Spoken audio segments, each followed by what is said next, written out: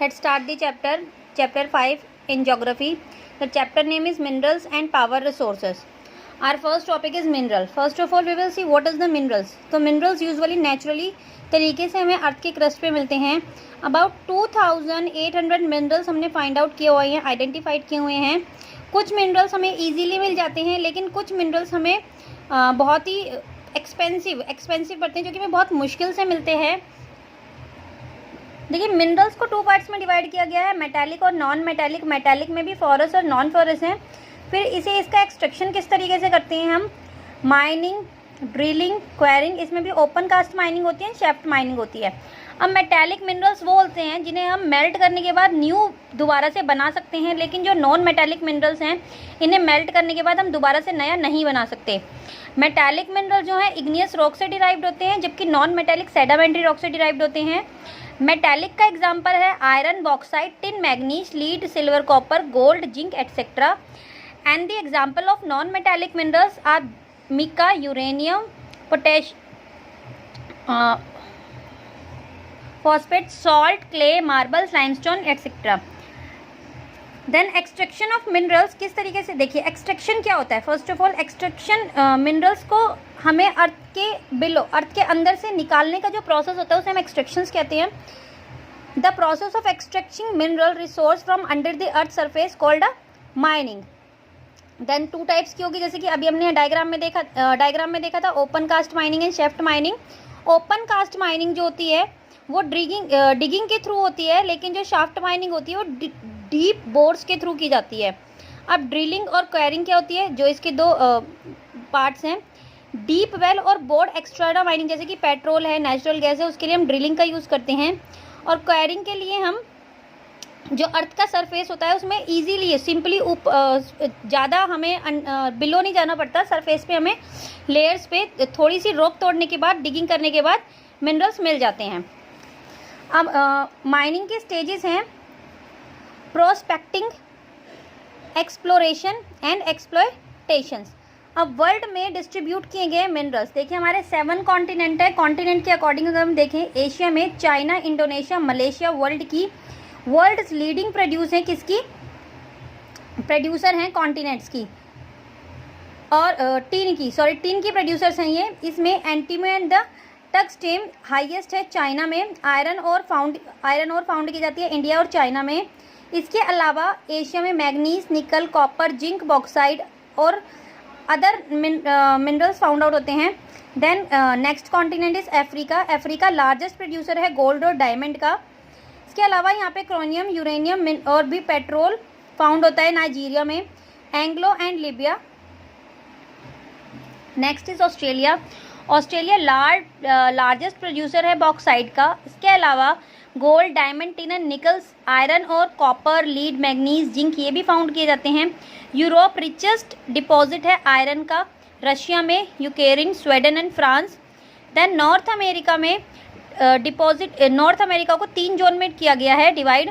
Canadian shield, Appalachians and the Rocky mountain range in the west. यहाँ पर mineral जो found out होते हैं आयरन और nickel, gold, uranium, copper, lead, coal and zinc. Then South America largest producer है iron and tin का. Antarctica या largest deposit, यहाँ पर बिलीव किया जाता है कि लार्जेस्ट डिपॉजिट है ये गोल्ड, सिल्वर, आयरन और कोल एंड ऑयल का. अब ये तो हमारा क्या हो गया, वर्ल्ड के अकॉर्डिंग हमने डिस्ट्रीब्यूशन किया हुआ है मिनरल्स का.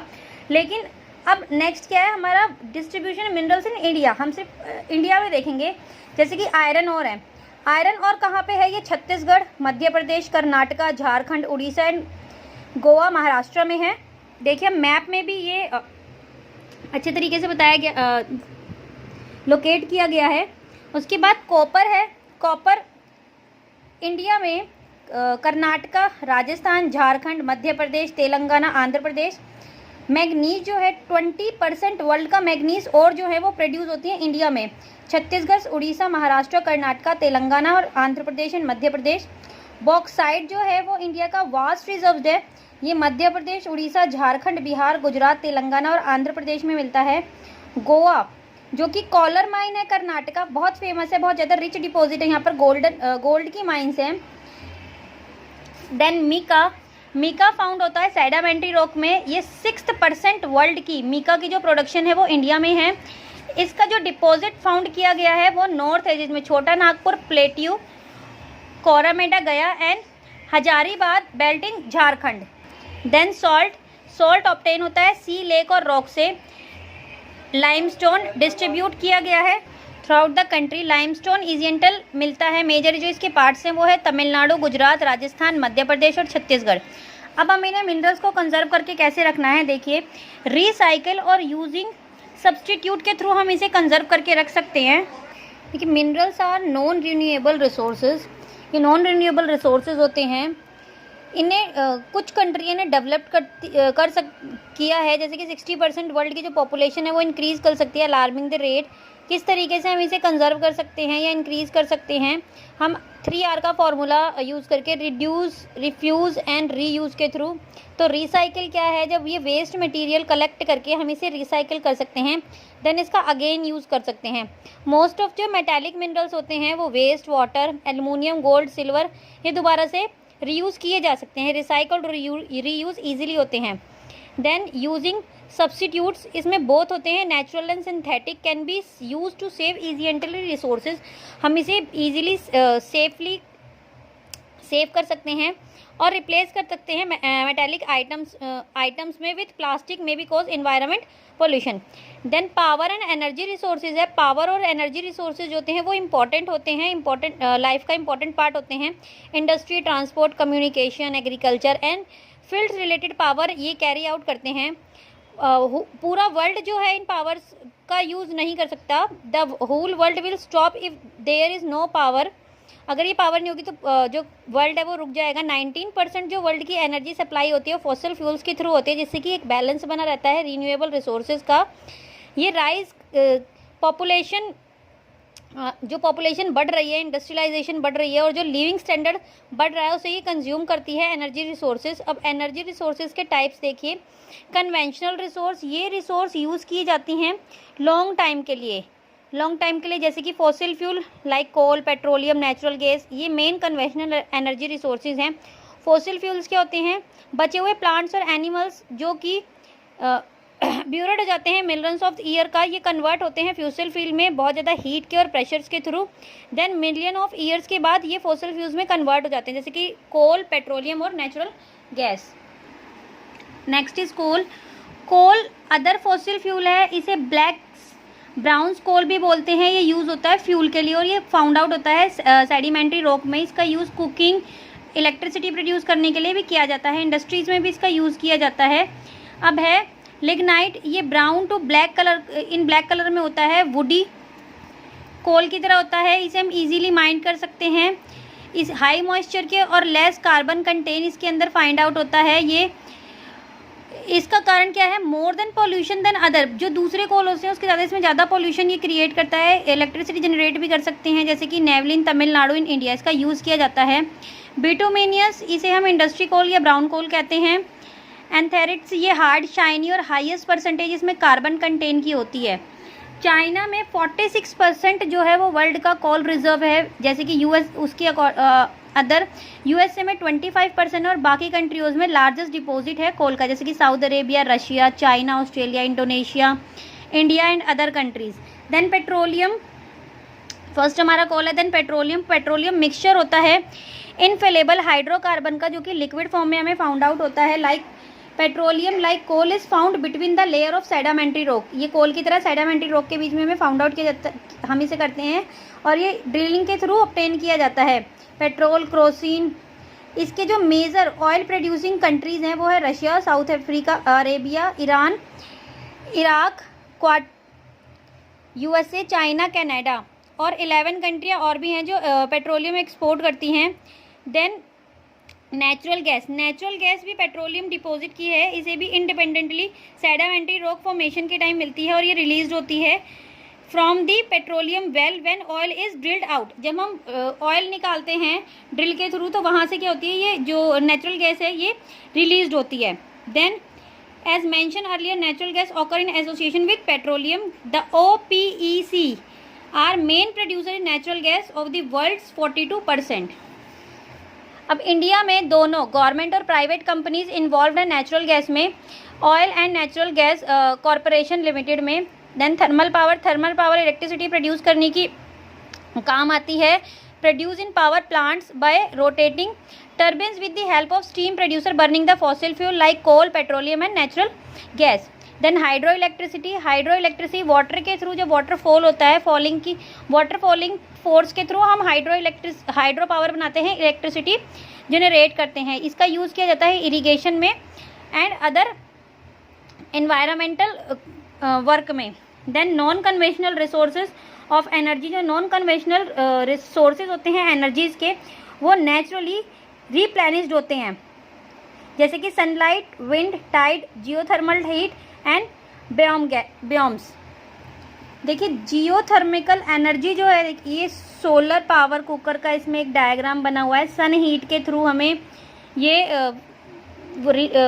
हम इसे बनाते हैं। तो there is a vast reservoirs of the heat trapped into the inside the geothermal क्या होता है, अर्थ के अंदर से, अर्थ के इनर पोर्शन से जो हमें हीट मिलती है, उस हीट के थ्रू हम जनरेट करते हैं inside the earth interior. It often come forth of earth surface in the form of geyser and hot spring.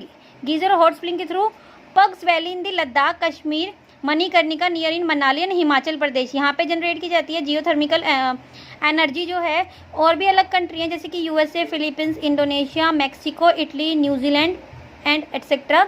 Solar energy sunlight के थ्रू सनलाइट के थ्रू इसकी यूज़ होती है। सोलर एनर्जी हमें सनलाइट से मिलती है। तो infinite source of energy which is actually the source of all other types of energy found on the earth. It can be better utilize a country that between the 30 degree north and 30 degree south latitude. Then wind energy इसमें क्या किया जाता है, देखिए ये इसमें एक diagram बनाया गया है। इनसे विंड से एनर्जी जनरेट की जाती है। तो wind was use the grinding grain and pumping the water ancient time. आज के टाइम में क्या है, और ये मोस्टली कहाँ होंगी, इनसे इलेक्ट्रिसिटी जनरेट की जाती है। मोस्टली ये कोस्टल्स एरिया में, हिल टॉप्स में, प्लेन्स में विंड्स मिल का यूज़ किया जाता है। तो ये कंट्री हैं चाइना, जर्मनी, यूएसए, जहाँ इन्हें प्रोड्यूस किया जाता है। 64.7% टोटल एनर्जी विंड एनर्जी के थ्रू प्रोड्यूस की जाती है। इसके अलावा Canada, Spain and UK, India भी है जहाँ पे विंड पावर का यूज़ किया जाता है। इंडिया में भी बहुत सारे कोस्टल पार्ट हैं जैसे कि Karnataka, Tamil Nadu, Andhra, Andaman and Nicobar island, Lakshadweep.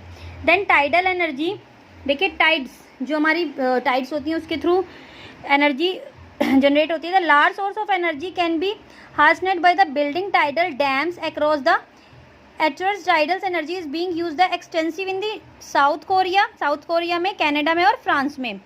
India में भी है ये, गुल्फ ऑफ कच्छ में, गुल्फ ऑफ खम्बाटा में, सुंदरबंस में आइडेंटिफाई की जाती है पोटेंशियल एरिया में। गुजरात में भी है ये। गुजरात जो है वो एशिया का फर्स्ट कमर्शियल स्केल है टाइडल करंट पावर प्लांट का। देन बायोगैस या गोबर गैस हम इसे बोल सकते हैं। इसे रूरल एरिया में, इंडिया के रूरल एरिया में इसका यूज़ किया जाता है बहुत पुराने टाइम से भी। पाइपलाइंस के थ्रू ये यूज़ की जाती है कुकिंग के लिए, हीटिंग के लिए, इलेक्ट्रिसिटी जनरेट करने के लिए। 12th 5 ईयर प्लानिंग में जो कि 2012 से 17 तक था, गवर्नमेंट ने टारगेट सेट किया था 6.5 lakh biogas plant across India में हम स्टैब्लिश करेंगे। देन न्यूक्लियर पावर रिगार्डेड है cleanest method of electricity generation. Nuclear sector जो हैं वो बेस्ड होते हैं फिशंस पे। हेवियल एलिमेंट जैसे कि यूरेनियम, थोरियम यूज़ किए जाते हैं इस फ्यूल में। ये बहुत than more than 30 country produce करती है nuclear power in the world. USA जो है वो वर्ल्ड की लार्जेस्ट प्रोड्यूसर है न्यूक्लियर पावर्स की। Then Japan, Germany, France, Canada, China, South Korea, Russia और बहुत सी और कंट्रियाँ भी हैं जो इसके थ्रू इलेक्ट्रिसिटी भी जनरेट करती हैं फ्रॉम द न्यूक्लियर रिएक्टर। अब हम इसे कंजर्व कैसे कर सकते हैं पावर एंड एनर्जीज को, तो switch off electricity appliance when not use, यानी कि जब हम इलेक्ट्रिसिटी का यूज़ नहीं कर रहे हैं तो अपने घर के प्लग्स या कहीं भी जहाँ इलेक्ट्रिसिटी का यूज़ हो रहा है उन प्लग्स को स्विच ऑफ करके रखें। देन रिड्यूस कर सकते हैं हम amount waste of produce of package goods, जो हम पैकेज की गुड्स को यूज़ करते हैं उसे थोड़ा रिड्यूस कर सकते हैं। स्विच ऑफ द इंजन और व्हीकल ऑन ट्रैफिक सिग्नल में जो हमारे इंजन है उनके जो हमारे व्हीकल्स हैं उनके इंजन्स को हम बंद कर सकते हैं। हम ट्राई कर सकते हैं कि रीन्यूएबल रिसोर्सेज यूज़ करें सोलर पावर्ड कुकर का और वाटर हीटर के लिए रेजिडेंटल एरिया का। देन यूज़ करें पब्लिक ट्रांसपोर्ट का सर्विस जिससे कि मेंटेन की जा सकती है, व्हीकल्स की गुड कंडीशन इंक्रीज हो सकती है और फ्यूल की भी इफ़िशेंसी को हम कंट्रोल कर सकते हैं। तो हमें हमेशा रिमेंबर रखना चाहिए कि एनर्जी अगर हम सेव करेंगे तो हम उसे प्रोड्यूस भी कर पाएंगे। तो इस तरीके से हमें कंजर्व करके रखनी चाहिए अपनी power and energy. Thank you.